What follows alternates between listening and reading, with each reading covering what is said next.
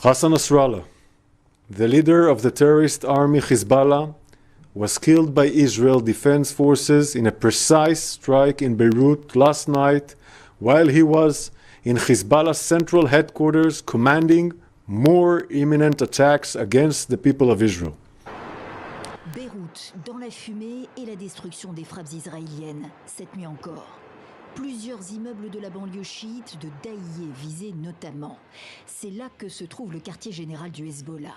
Son chef Hassan Nasrallah, qui ne s'est plus montré depuis le 19 septembre, était la cible. Netanyahou a personnellement approuvé l'opération au téléphone depuis New York, photo officielle. Ce samedi, l'armée israélienne annonce la mort du chef du Hezbollah, relayé par haut-parleur sur cette plage d'Eilat dans le sud d'Israël et suivi d'applaudissements nourris. For decades, Hezbollah, under the command of Hassan Nasrallah, orchestrated countless attacks against innocent people. Hassan Nasrallah had the blood of thousands of men, women, children on his hands. Israeli, Jews across the world, Lebanese, Americans, British, French, Syrians, and other countless victims across the Middle East and beyond.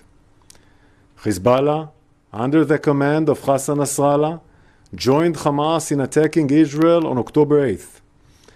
Just one day after Hamas's massacre on October 7th, for almost a year, Hezbollah, under the command of Hassan Nasrallah, has been firing thousands of rockets, suicide drones, anti-tank missiles, and ballistic missiles at Israeli towns and cities. 60,000 Israelis fled their homes in northern Israel. Hezbollah has openly declared that it has a plan to carry out its own October 7th massacre, on Israel's northern border, but even in a larger scale. They call this plan Conquer the Galilee. Hezbollah has been planning to do this in northern Israel. What Hamas did in southern Israel on October 7th, invade Israel, infiltrate civilian communities, and massacre innocent civilians. The Israel Defense Forces will not let it happen.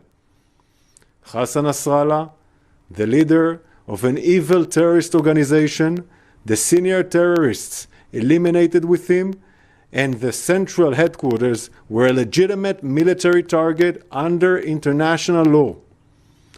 Nasrallah intentionally built Hezbollah's central headquarters under residential buildings in Dakhia, Beirut, because Hezbollah intentionally uses Lebanese civilians as human shields. While Hezbollah seeks to maximize civilian harm, Israel seeks to minimize it. Our war is not with the Lebanese people. Our war is with Hezbollah. Hezbollah, under the command of Hassan Nasrallah, chose to join the war that Hamas started. There are consequences for that decision. Hezbollah is not just a threat to Israel. Hezbollah is not just a threat to the state of Lebanon. Hezbollah is a threat to the world backed by the regime in Iran. As of last night, Hezbollah's leader Hassan Nasrallah will no longer be able to terrorize the world. For Nasrallah's many victims over the decades, whether in Israel, Argentina, Bulgaria, Syria, or Lebanon itself, justice has been served. We warned the world countless times.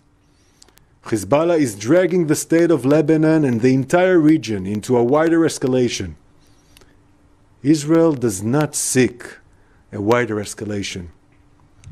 We seek two things, two simple things: to bring our hostages home for almost a year in Hamas captivity in all means, and to make sure that our borders are safe and secure for our citizens.